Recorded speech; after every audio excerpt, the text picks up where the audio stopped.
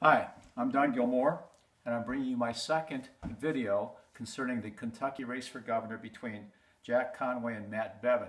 Again, I'm using note cards because I'm not a professional speaker.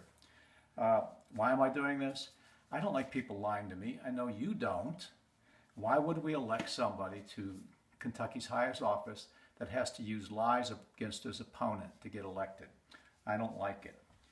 In my first video, I covered the Bevin Bell Company and the tax liens.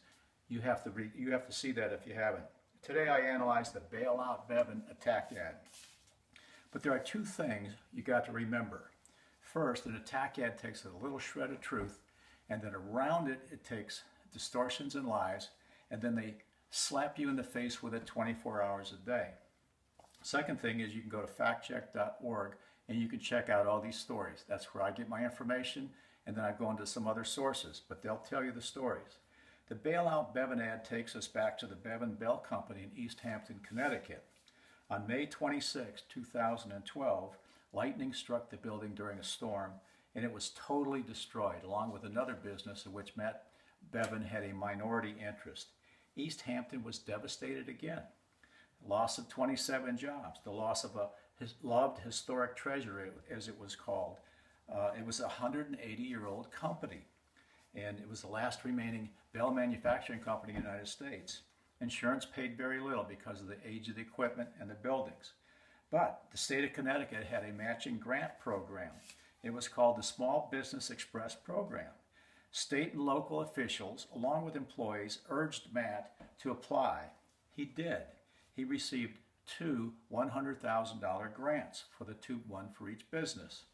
To get the grants, they had to match the amount of money that the state was giving. From that story, I want you to know that Jack's attack ad implied that Matt got federal funds. It was implication, didn't say it, but federal funds from TARP.